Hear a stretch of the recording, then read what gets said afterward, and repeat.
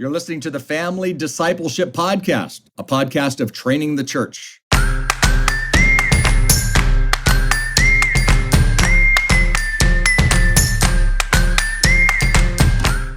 It's much more powerful when the church and parents kind of combine and work together. We see a lot more fruit than we do if it's, frankly, just the church doing it.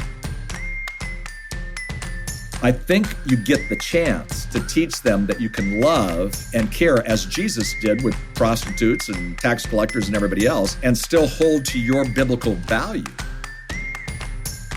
Parents would say, well, my kids understand what my expectations are. And then I would ask the kids and they would go, I have no idea what my parents' expectations are. So I think we have to express expectations and be really clear with our kids, because mostly, not all, but mostly, our kids want to please us.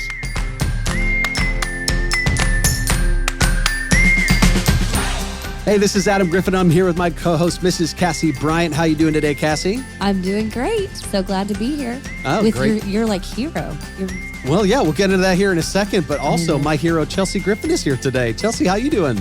I'm also one of your heroes. That's true. Super glad to be here. Excited to talk with Jim. Yeah, me too. Hey, guys, guess who's in the studio with us today? It's author, father, parent extraordinaire, Mr. Jim Burns of Homeward.com. Hey, Jim, welcome. So glad you're here. How you doing? I am doing great, and I'm so glad to be with you. I thought it was just going to be you and me, Adam. I didn't know we had your other heroes here. So We like to surround you. This is kind of like the surprise party in the podcasting world. There's a ton of us. Speaking of surprises, Jim, they already alluded to this. You will not know this because you will not remember any time we've ever met, but we've met a handful of times because I used to go to the youth worker convention every year. And your book, which when it originally came out called Youth Builder, which now I think is called Uncommon Youth Ministry, the Lord used that book when I was in college to give me a vision for, a dream for what it could look like to be in youth ministry. And really, I was studying education at the time, read that book in one of my classes at the Christian school I was going to, and it changed the trajectory of my life. Going, I love what this man's describing. I want to be for teenagers. And it really had a powerful impact on my life. So really, I wanted to bring you on here just to say that and say, I love you. I appreciate you. I'm grateful for Jim Burns. Wow. You know, I kind of have like chills. We call them in Guatemala chicken fingers. I don't know why they call them that. Anyway, thank you. I mean, that honestly means a great deal. Youth ministry is wonderful. And even today, I got a text early this morning from two people who had been in my youth group. They're now in ministry. They were in the Holy Land together. And it was to me and Doug Fields, because he was in middle school when I was his youth pastor. Yeah. And they wrote us and said, we're in the Holy Land, and you know, thank you so much. You know, we're friends. We're the same. I'm just a little older than them. I think I was a youth pastor to them like when I was 20. So, you know, they were 18. What can I say? I had that experience this last week where I saw some of my old kids from my student ministry, and their kids are older than my kids. And I'm like, this doesn't even make sense. I know. I have that too. That's weird. I wrote a book called Doing Life with Your Adult Children, and these people from my youth group are going, hey, thank you. You know, my adult child is, 30. And I'm like, wow. What the heck? That's the beauty of being in ministry for a long time, I feel. No, it is. Like you finally start to see the fruit, especially next gen ministry. It's not immediate. It's like decades later you get to see. No. I mean, they come up to you after you've worked hard at a retreat and they go, I need to talk to you. Do you have any more gum? I saw you were chewing gum. Yeah. Well, thank you for this. But they come back, honestly, so true. 10 years later, 15 years later, now for me, even more. And they say thank you. And I'm so grateful for that. And it's so humbling when I live in the same area where I did ministry. And so I run into these people, and it really is a humbling thing for people in ministry who stay in it long haul and hopefully finish well. Amen. Yeah, that's what I'm hoping for. Well, I want to talk more about that book specifically here in a second. I think it's going to be so helpful for me, for our listeners. But before we do, for anybody who didn't grow up reading a Jim Burns book, wasn't going to your conferences, would you tell us a little bit about you, a little bit about your ministry? Well, I'm the president of an organization called Homeward, and we have 4 values: strong marriages, confident parents, empowered kids, and healthy leaders. And it actually came out of the youth ministry movement. When I was in my 20s, I started speaking for an organization called Youth Specialties, which I was way too young, but I have the same hairdo as you. And so people thought I was older, I think. And in that, I kept saying to my youth specialty friends, Mike Yaconelli and Wayne Rice, I said, we need to help parents too. And they'd go, hey, it's hard enough to work with kids. But over the years, I wrote a book a long time ago that wasn't that powerful, really, but it was called Partnering with Parents in Youth Ministry. I know it. Yeah. That changed the trajectory for me, which changed the trajectory for Homeward, where we started moving from just focusing on youth ministry. And actually, for me, speaking to kids, I was doing 250,000 kids a year speaking. Wow. But then we moved to parenting, trying to help parents. And we felt like we could help parents. If we could help parents help their kids, then that was even better. Or I even remember one time I mentioned Doug Fields, who, is kind of the guru of youth ministry now, but he was my intern. And we laughed because these parents would drop off their kids and then they would go to brunch, or they would go to, at youth group, they would go to dinner. And I said one time, if the kids could drop off the parents, I think we could do a better job because we can help these parents. They're the ones who are messed up, right? But today, that's what we do. We try to help families succeed. We try to help parenting succeed. We still do things for kids to empower them, but we realize it's much more powerful when the church and parents kind of combine and work together. We see a lot more fruit than we do if it's, frankly, just the church doing it. Yeah. What does your family look like? Well, they're beautiful. We have Kathy and I have 3 adult daughters and 3 son-in-laws and 3 grandkids. Oh, nice. Anyway, it's pretty cool having them. Well, you can't see them. There they are. Oh, sweet. Oh, yeah. But anyway, it's pretty cool. We have a big birthday party tomorrow, so they're all there. I have one daughter who lived in New York. She kind of married a rock star guy. I mean, honestly, his group fronted for U2. And she knew him from a Christian college that they met. And then he fled the coop because the band got, it just busted out.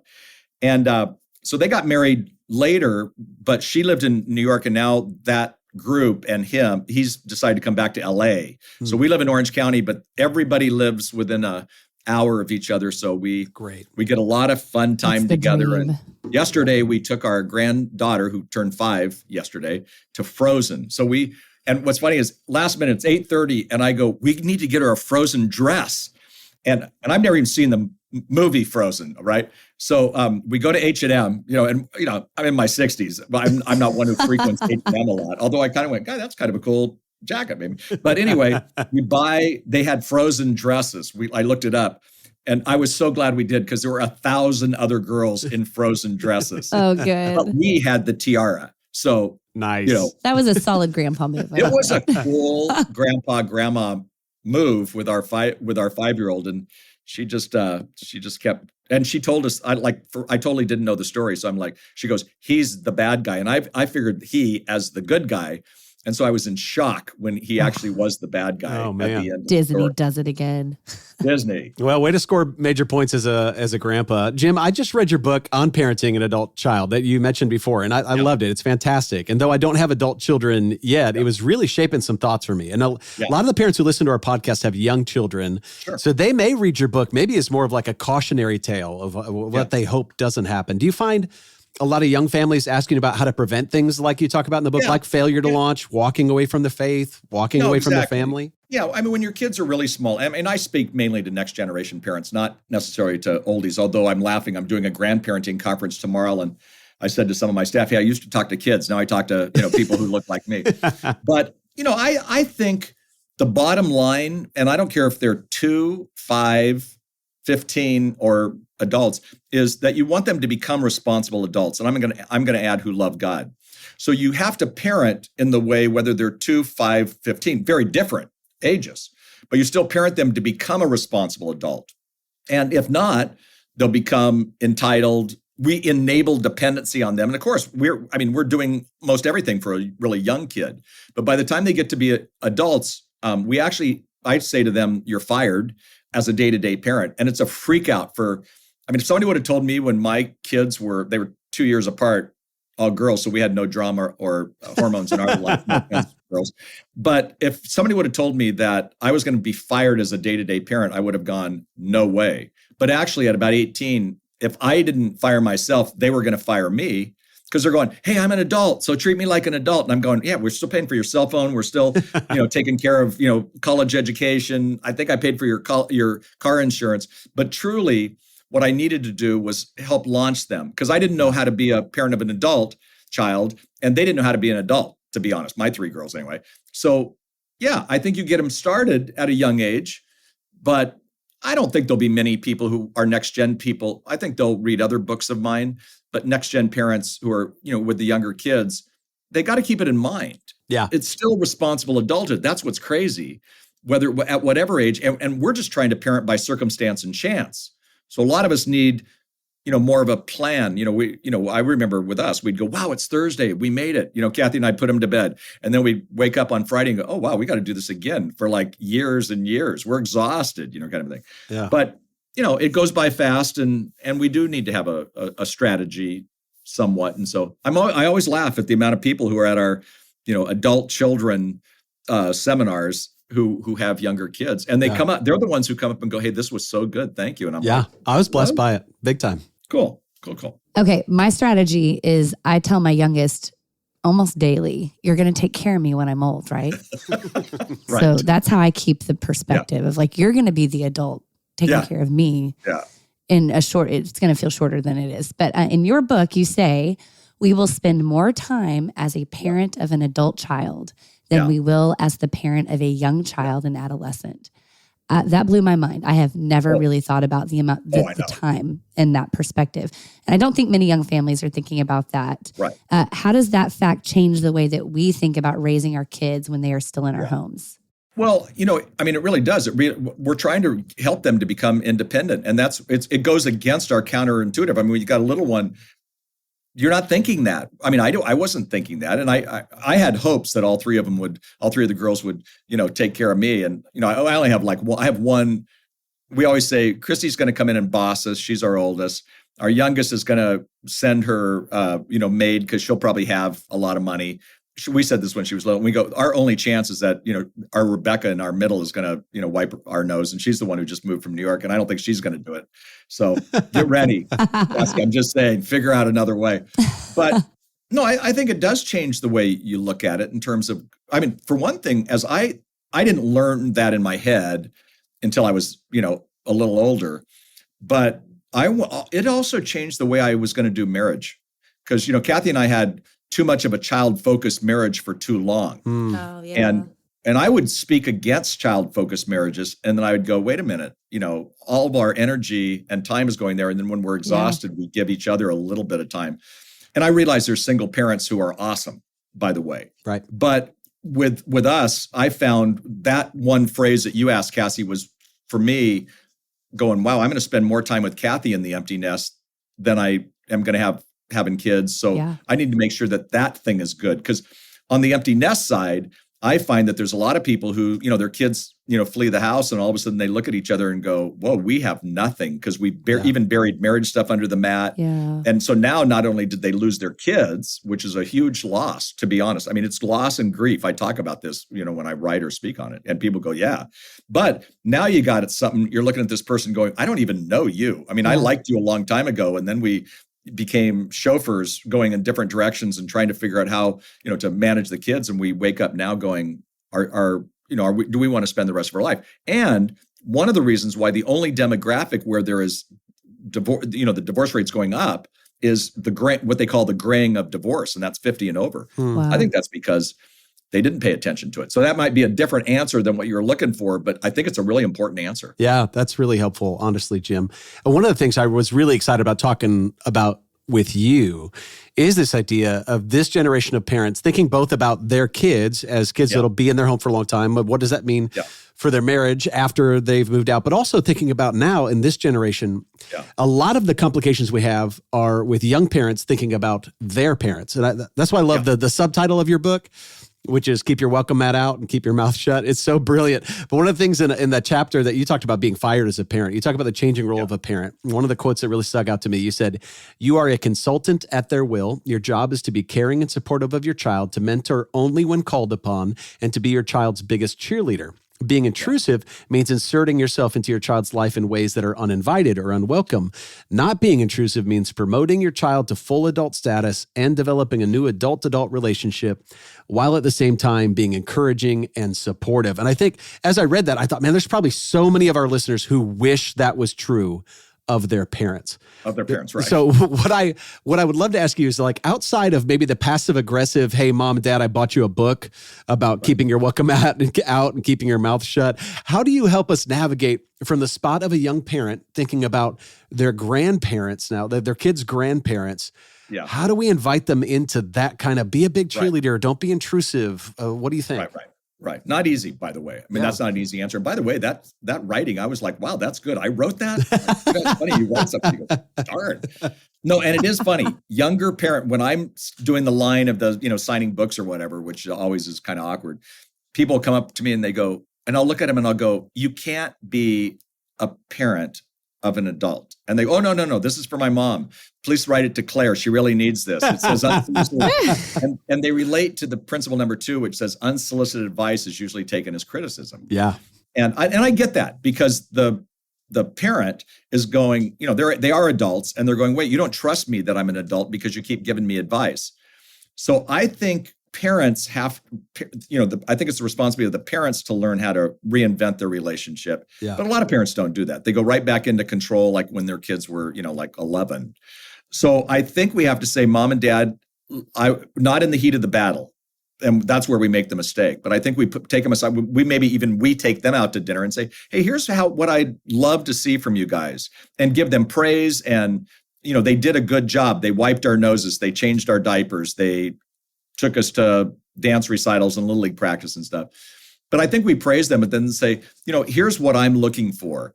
Now, that sounds so cool and simple. It's not cool and simple, because, a sinner marries another sinner, and then you have sinnerlings, and you've got them going in every direction. But I think we've got to tell them. When I was in high school, I played basketball. And it's funny because I'm, 5'10", so I would never play basketball again.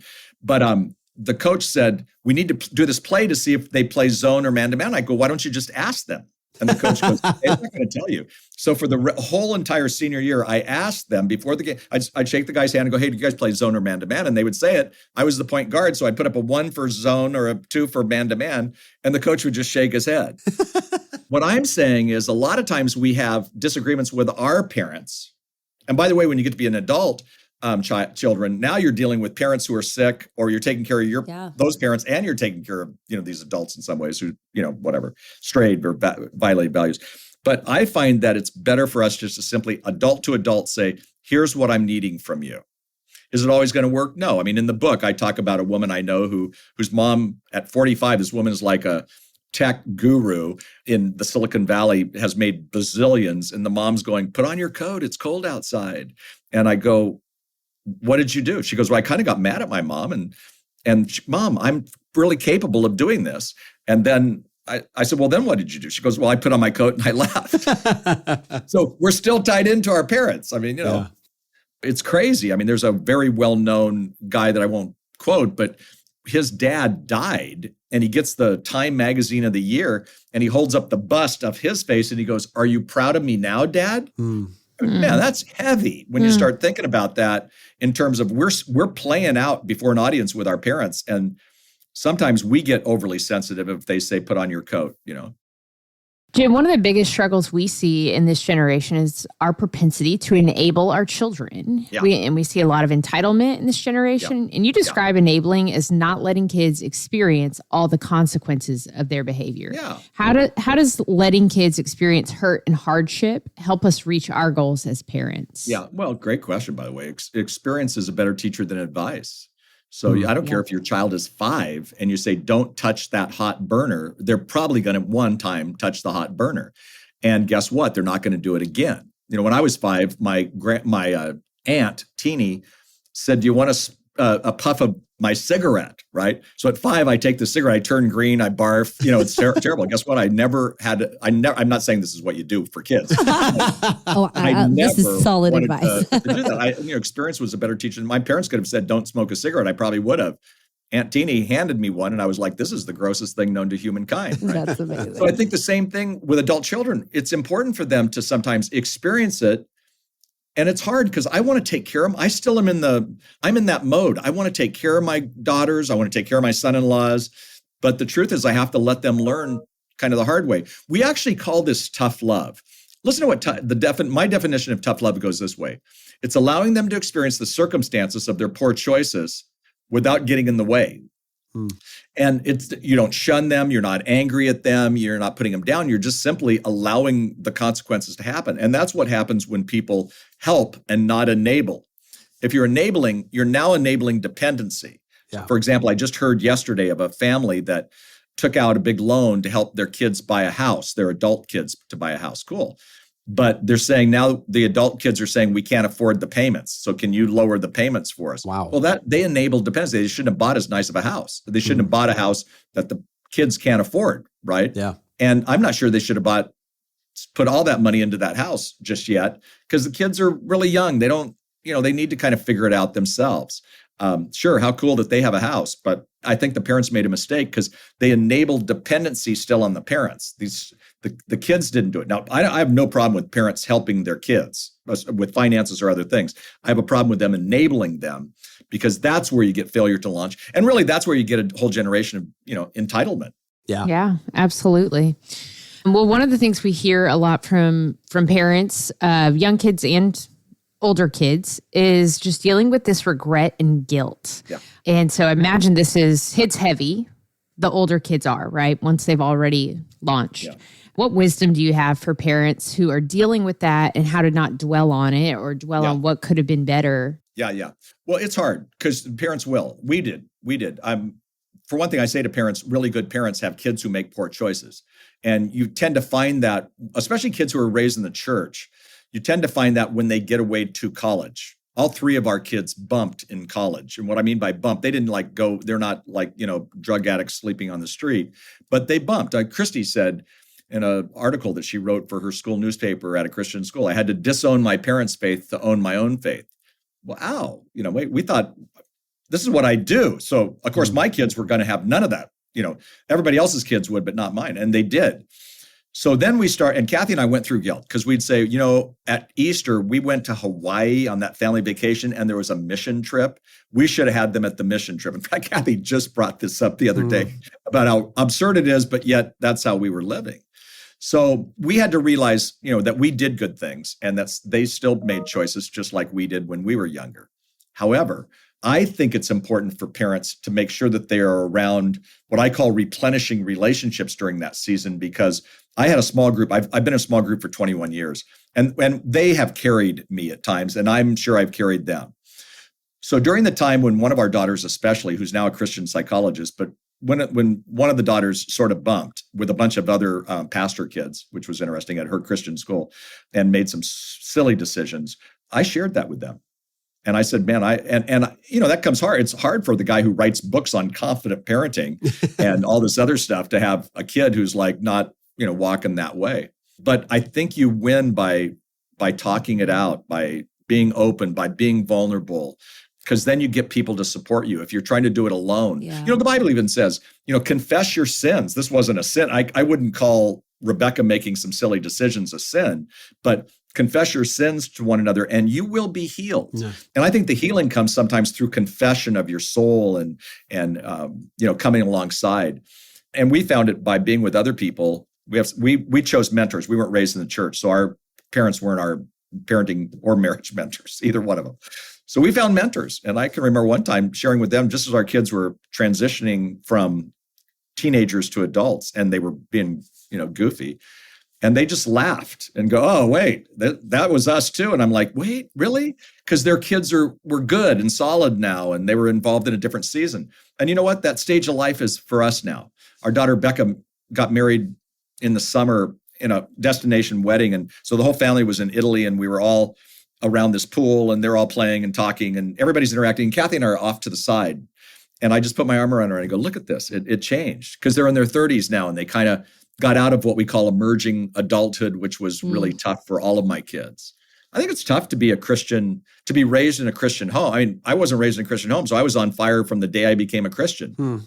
Not the case with my kids. And that's good to hear. I went all over the place on your question, but still meaning, do it with people. Do this journey with people, and whenever possible, it's not your fault that your kids skin their knee. Yeah. Yeah. Jim, we've got some friends, and I know we have some listeners who are parenting young children and who have conflict themselves with their own parents. And they don't want to let their children be maybe exposed to some of their grandparents' decisions or way of life. Right. What wisdom do you have for situations like that? Yeah, good question. And actually, it's a real personal question for us because my dad was an alcoholic. So we didn't have my kids. I love my dad, and he was actually a functioning alcoholic, but we didn't want them necessarily to stay at their house because we were afraid if he was driving and drinking, which he did at times. I never saw him drunk, but you still, he's, after you've had like a six pack, there's something, that could change. Right. Yeah. So I think you honor your parent, you protect your children and honor them whenever you can. And I think those two, honestly, you're protecting your children, you honor them. And yet it also gave us, because I come from a non-Christian background and so does Kathy, and fairly dysfunctional on both sides. We were able to show love to them. Our kids saw us love people who didn't live like us.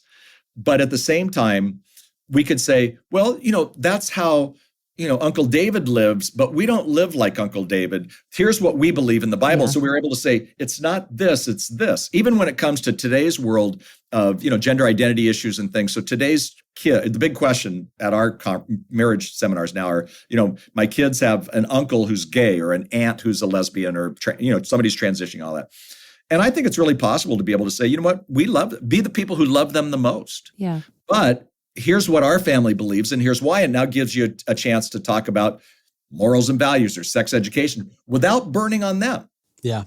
Yeah. So we have a uncle on Kathy's side who's gay, and he had a friend and hadn't had a birthday party, he said, since he was 9. So I said, we're going to have a birthday party for him. And so he comes to the door. We have these silly little pointy hats and things that you blow. I forget what they're called. And we sing happy birthday. He starts crying. He's very emotional. And I'm going to call him George. And then we have dinner. It was his favorite meal. He loved Kathy's enchiladas. So we have these enchiladas. And then we bring out a cake from Costco. So we're not doing a big deal. And he goes, in the middle of us singing, he goes to me, I thought you were Christian. I go, we are. Yeah. And he goes, oh, okay. Well, guess who shows up? We invite him to Christmas Eve service and he comes. Yeah. And I think it wasn't changing our way. But you know what? My girls, by that time, who were a little bit older, they went, this is cool. Mom and dad love somebody who we know. Dad writes books on, sexual integrity. So we have different opinions, but we were able still to love. I'm not putting us up. I'm just simply going, I think you get the chance to teach them that you can love and care as Jesus did with prostitutes and tax collectors and everybody else, and still hold to your biblical value. Yeah. Yeah. Amen. So then talk to us about what role boundary setting plays into having healthy multi-generational relationships. Well, boundaries are huge. A guy who was an intern for me, actually, his name was Henry Cloud. He was an intern for me when I was a youth pastor, which is hilarious because now he's like that book is sold, book Boundaries has sold 4 or 5 million copies. But, I think boundaries are really important. But, good fences make good neighbors. So you put some boundaries up there. So I think we help kids at every age learn that there are boundaries. So, and that's part of discipline. Yeah. When we think of discipline, we only think of, do we spank or not spank? Do we put them on timeouts? Do we take away their cell phone? But actually, it's also boundaries. All kids are going to move from dependence on you toward independence, and they're going to color outside the lines. So, and some of that isn't horrible, to be honest. I hate to say this, but easy for me to say when my girls are now grown. Yeah. But the point being is when we have boundaries, then we've established expectations. When I, early on in my youth ministry days, parents would say, well, my kids understand what my expectations are. And then I would ask the kids and they would go, I have no idea what my parents' expectations are. So I think we have to express expectations and be really clear with our kids because mostly, not all, but mostly our kids want to please us. Yeah. I think what you're talking about too applies so directly as well. Once you are an adult and your parents are, you're still your parents, the boundaries we have to set with our parents to say, hey, this is the way our family is going to operate, or this is how our family is a little bit different. And, establishing that with us when we're kids or establishing it with our kids hopefully sets up a really safe relationship to be able to have those kind of conversations. And Adam, you bring up a great point with our parents too. Because I know with Christy, for the first child, his name is James. He was named after me. She didn't want any sugar in James. And I'm like the guy who's like, hey, do you want some ice cream? Sneak a cookie. So it was so hard for me because I wanted to, thrill James with what I can do with ice cream, and he was not. So we obeyed her. And then she changed at about 9 months because her husband kept handing him stuff. And I would laugh because now I'm watching the husband-wife thing, right? Yeah. Finally, now I'm like, we can't give James any more sugar. He is like out of control. And then I go, oh, but we're handing him back to mom and dad, so I guess that's okay. But honestly, Kathy and I was really hard because there were some things. But Christy did a really good job of that, saying, she didn't want it at that point. Fantastic. She's the mom. Yeah. Yeah. And we're very engaged with our two grandkids because Kathy retired. Actually, her experience, her expertise is working with kids who have autism and things like that. And she said she retired to become a fully engaged grandma. So she's watching the kids 2 and 3 days a week and whatnot, the two kids. And with that, we are not the parents. So we have to do what they want us to do. Yeah. And a lot of times I find that our kids, one daughter, of course, doesn't have children yet, but the other two, they'll check in with us and say, hey, what would you do in this situation? But that's because I think in a good way, we're not trying to do that. And I do a radio show, 6 hours of the 20 or 8 hours of the 20 hours a month for New Life Live. It's a counseling, call-in show, 2 million listeners a week. And because I'm me writing, adult children book, I get all the estrangement stuff. I bet. I think a lot of the estrangement is not the kids. I think it's the parents who want to do the tit for tat and are still telling their, 26-year-old why they're so messed up. Wow. Maybe they are messed up, but I think it's not the job of the parents to, keep doing that. What would you tell our generation about how we can encourage and bless our parents and our kids' grandparents? Well, you include them if you can, whenever you can. And again, I realize it's weird because every, parenting situation is different, but whenever you can include them, honor them. My in-laws, I wouldn't call them the parents or the grandparents of the year. They're both dead now, so they can hear that. I'm sorry, but it goes back to my job was to protect them and I mean protect my kids and honor them. And so I did that out of Kathy knew that I didn't go, oh, I want to spend every free moment with that family, and she didn't either. But the point being is that I needed to honor Kathy. And so I honored them. So, we always used to laugh that her mom said I was the favorite person in the family from the mom. And I didn't kind of like her that much, but she didn't know that. My job was to honor her. Yeah. I would come over and do anything for her. And even at the end, she was looking for me. She was in hospice and she's looking for me. She's looking for my, care and nurture and stuff like that. And so I went, you know what? I might be wiping her nose right now, but I'm doing that for Kathy, not for her. I mean, I was doing it for her, but that's what you do. Yeah, that's right. And you show your kids that that's the way to do it because our kids weren't ones who always wanted to go over to that grandma. That's good. Yeah. And again, sometimes you can't. And sometimes you just have to put on boundaries. And people who do lousy with, say their relational intelligence isn't very good, just like we talk about emotional intelligence. Well, then they don't get good relationships anyway. So it's like, see them a few times a week, a year, or whatever, depending on where they live. And, send them cards, give them, gifts, and you'll be their favorite. And you're not putting any energy into it because you know that what you're experiencing, whether it be in your church or outside of your family or whatever, is awesome. But they don't get that. So, there you go. Yeah. What encouragement do you have, or what would you say to the young parents that are dealing with grandparent conflict because they are trying to disciple their kids? They're trying to raise their kids to know the Lord, and that is not going over well with the grandparents. It's interesting. I hear more of it that I hear from grandparents that their kids won't let them take them to church or whatever, and the kids are straight. So with this one, you continue to do that. You're in charge now. So you continue to do it with all that you can. But maybe you don't have to do it in front of the grandparents. But the other thing that I would say is that like my grandkids, they don't have the boundaries that say my own children have. So my grandkids, if they were in that situation, they have it on the other side here of our family system. They're very vocal about their faith. I love this, what they say to, the grandma and grandpa how come you don't go to church? Church is so good. It's so fun, that kind of thing.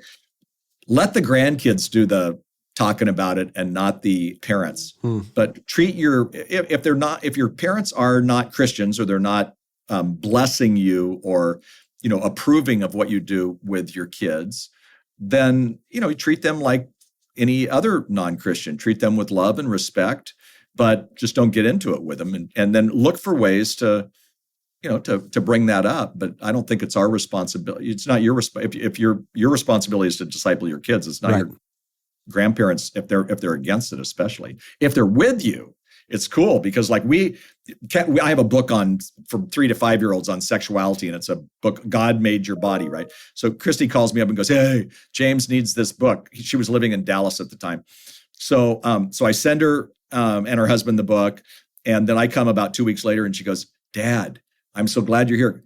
Where is that book? Here, can you read it to James?" And I go, "Why did you read it?" She goes, "I was kind of chicken. It's a little awkward." And I laugh because we're engaged in the discipleship with them, just on the opposite of your question, right, Kelsey, in that. But it's harder when you don't have the blessing of your parents. Yeah. It's so hard. And my parents, they didn't understand it. They thought it was cool, but they didn't understand it, Yeah. And when I first became a Christian, my mom, not my mom so much, but my dad was really quite upset. My brother played for the Chicago White Sox. I was going in that direction to play baseball. And he just thought I was throwing my life away by being kind of a Jesus freak or whatever. So I really didn't get the blessing. Later on, we won the blessing after years and years and years. Sometimes you're running a marathon. It's not a sprint. Sometimes the grandparents will see the difference that they're like your with that question, whoever would have that question, that the kids, they're doing well and doing better than maybe others in the family system or whatever. I think they change that. I think it's evident. They'll go, wow, whatever they're doing with their kids is really cool. Yeah. Well, I hope that's the case. I hope there's a lot of parents who see their own discipleship of their kids as an opportunity to witness to the grandparents, to the parents, but I'll do it in a way that is, like you said, like the scripture calls us to do with anybody, always being ready to give an answer, but doing it with gentleness and respect. Yeah. And saying, I'm not going to relent in discipling my kids if their grandparents don't like it. Yeah. But at the same time, I'm going to do it really respectfully.